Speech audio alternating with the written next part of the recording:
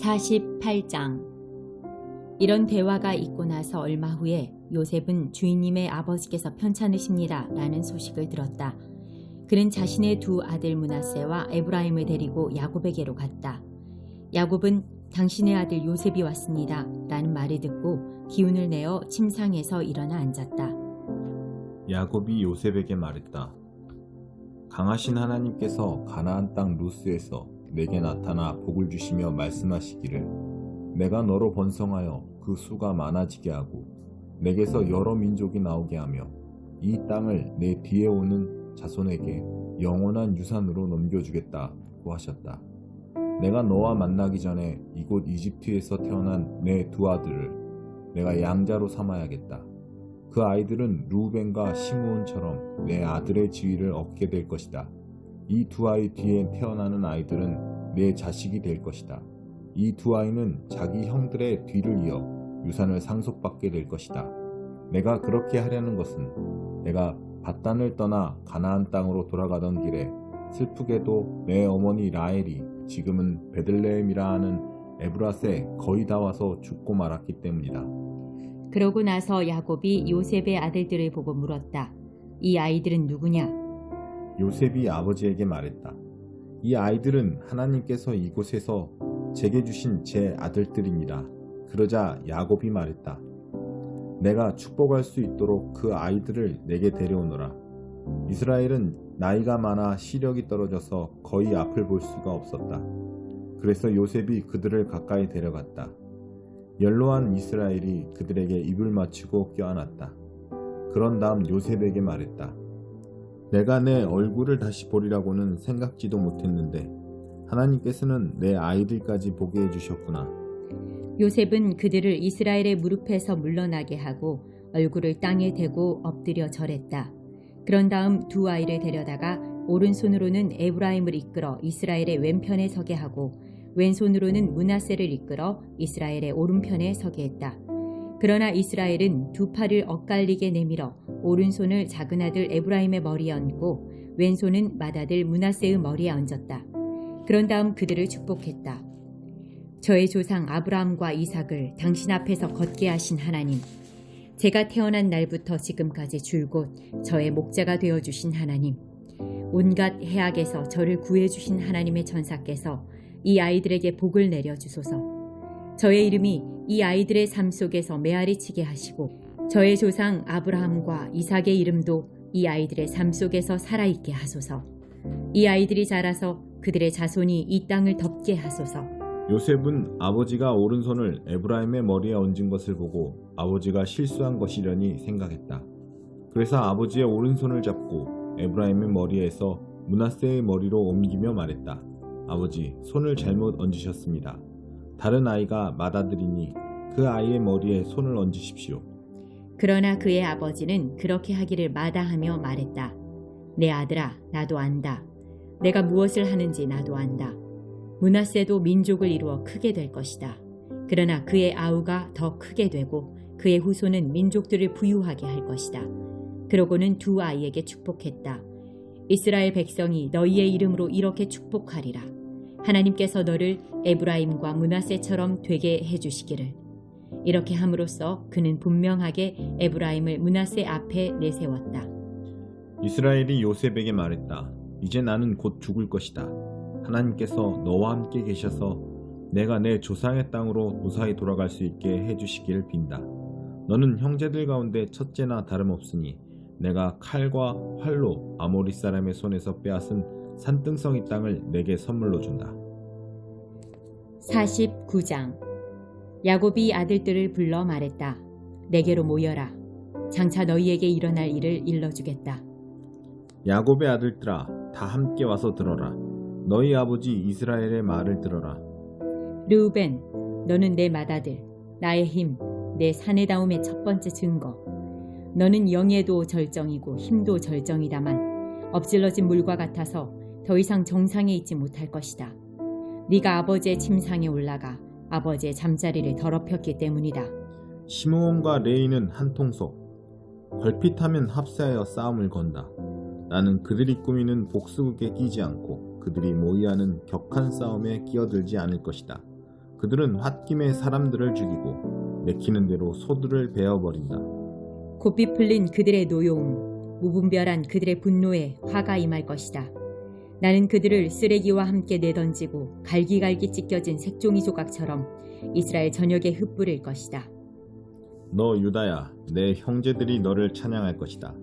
내 손가락이 내 원수들의 목을 누르고 내 형제들이 내게 경의를 표할 것이다. 유다, 너는 젊은 사자다. 내 아들아, 너는 짐승을 잡아먹고 힘차게 보금자리로 돌아올 것이다. 백수의 왕 사자처럼 웅크린 그를 보라. 누가 감히 끼어들어 그를 방해하랴.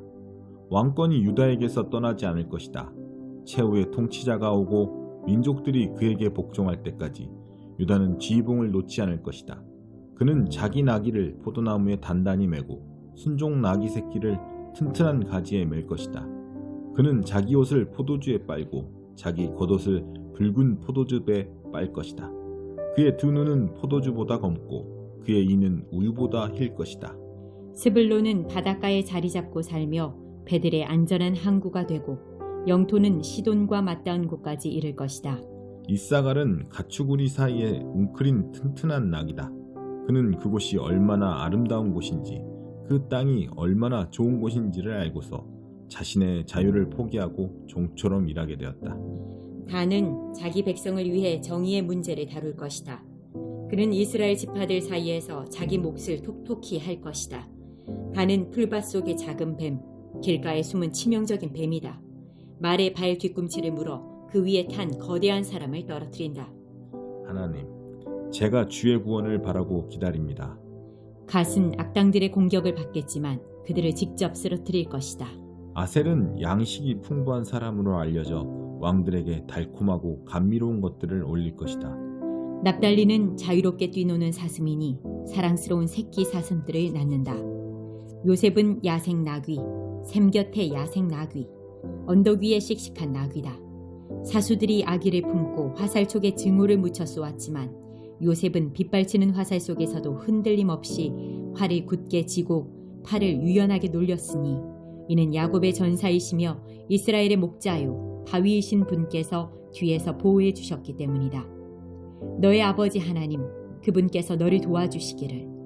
강하신 하나님, 그분께서 네게 복을 주시고 하늘에서 내리는 복과 땅에서 솟구치는 복, 젖을 먹이는 복과 잉태하는 복을 주시기를. 내 아버지의 복이 예로부터 이어져 온 산들의 복보다 크고 영원한 언덕들의 복보다 풍성하기를. 그 복이 요셉의 머리에 형제들 가운데서 거룩하게 구별된 사람의 이마에 머물기를. 베냐민은 굶주린 늑대다. 아침에는 자신이 잡은 짐승을 개걸스럽게 먹고 저녁에는 남은 것을 나눈다. 이들은 모두 이스라엘의 12지파다. 이것은 그들의 아버지가 아들들에게 축복하며 한 말, 특별히 아들 한 사람 한 사람에게 해준 고별 축복기도다. 야곱이 아들들에게 지시했다. 이제 나는 조상 곁으로 간다. 나를 햇사람 에브론의 밭에 있는 동굴에 내 조상과 함께 묻어다오. 그 동굴은 가나안 땅 마므레 앞 막벨라 밭에 있다. 그 밭은 아브라함이 묘지로 쓰려고 햇사람 에브론에게서 사두신 것이다. 아브라함과 그분의 아내 사라가 그곳에 묻혀 있고 이삭과 그분의 아내 리브가도 그곳에 묻혀 있다. 나도 레아를 그곳에 묻었다. 그 밭과 동굴은 햇사람에게서 산 것이다. 야곱은 아들들에게 지시하고 나서 발을 침상 위로 올려 마지막 숨을 거두고 조상 곁으로 돌아갔다. 50장. 요셉이 아버지를 끌어안고 슬피 울며 그에게 입을 맞추었다. 요셉이 장의사들을 시켜 자기 아버지의 시신에 향재료를 넣게 했다. 장의사들이 이스라엘의 시신에 향재료를 넣는데 꼬박 40일이 걸렸다. 이집트 사람들은 70일 동안 그의 죽음을 애도했다. 애도 기간이 끝나자 요셉이 바로의 궁에 청원을 올렸다. 여러분이 진심으로 저를 생각하는 마음이 있거든 바로께 제 말씀을 전해 주십시오. 제 아버지께서 제게 맹세하게 하시면서 나는 곧 죽는다. 내가 죽으면 내가 가나안 땅에 마련해 놓은 묘지에 나를 묻어다오 하고 말씀하셨습니다. 부디 제가 올라가서 아버지의 장례를 치르게 해 주십시오. 장례를 마치고 제가 돌아오겠습니다. 바로가 말했다. 그렇게 하시오. 그대의 아버지가 그대에게 맹세하게 한 대로 가서 고인의 장례를 치르시오. 요셉은 아버지의 장례를 치르러 갔다. 바로의 궁에서 일하는 모든 고위 관료들과 이집트 모든 고위 인사들, 그리고 요셉의 가족들, 곧 그의 형제들과 아버지 집안 사람들이 요셉과 함께 올라갔다. 아이들과 양떼와 소떼는 고센에 남겨두었다. 전차와 기병들이 그들과 함께 갔다. 그것은 거대한 장례의 행렬이었다. 그들은 요단강 건너편 아닷 타작마당에 이르러 크게 애통하며 애도의 기간을 보냈다. 요셉은 자기 아버지를 위해 7일 동안 장례 예식을 치렀다. 가나안 사람들은 아닷 타작마당에서 슬피 우는 모습을 보고 이렇게 말했다. 이집트 사람들이 진심으로 애도하는구나. 그리하여 요단강가에 있는 그곳이 아벨 미스라임, 이집트 사람들의 애도이라고 불리게 되었다. 야곱의 아들들은 아버지가 지시한 대로 행했다. 아버지의 시신을 가나안 땅으로 모셔다가 마므레 앞 막벨라 밭에 있는 동굴에 묻었다. 그 밭은 아브라함이 햇사람 에브론에게서 묘지로 사들인 것이었다. 요셉은 아버지의 장례를 치르고 나서 이집트로 돌아왔다. 아버지의 장례를 치르러 요셉과 함께 갔던 형제들도 그와 함께 돌아왔다. 장례를 치르고 나서 요셉의 형들이 서로 말했다. 요셉이 우리에게 원한을 품고 우리가 그에게 저지른 모든 악을 되갚으려 하면 어떻게 하지? 그래서 그들은 요셉에게 이런 전가를 보냈다. 아버지께서 돌아가시기 전에 분부하시기를 요셉에게 전하여라. 너의 형들이 네게 아주 못된 짓을 했으나 너는 내 형들의 죄, 그들의 모든 잘못을 용서해 주어라 하고 말씀하셨습니다. 그러니 아우님, 아버지께서 섬기시던 그 하나님의 종들인 우리가 지은 죄를 용서해 주시겠습니까? 요셉은 이 전가를 받고 울었다. 요셉의 형들이 직접 와서 요셉 앞에 엎드려 말했다. 우리가 아우님의 종이 되겠습니다. 요셉이 대답했다. 두려워 마십시오. 내가 하나님을 대신하겠습니까? 보다시피 형님들이 나를 해치려고 악한 일을 꾸몄으나 하나님께서는 그 계략을 선으로 바꾸셔서 나를 이롭게 하셨고 지금 형님들 주위에서 이루어진 모든 일에서 보는 것처럼 수많은 사람들도 살리신 것입니다. 두려워할 이유가 없으니 마음 편히 지내십시오. 제가 형님들과 형님들의 자녀들을 보살피겠습니다. 그는 진심 어린 말로 그들을 안심시켰다. 요셉은 아버지의 집안 식구들과 함께 이집트에서 살았다. 그는 110년을 살면서 에브라임에게서 증손자를 보았다. 문하세의 아들 마길의 아들들까지도 요셉의 자식으로 인정받았다. 마침내 요셉이 형제들에게 말했다. 나는 곧 죽습니다.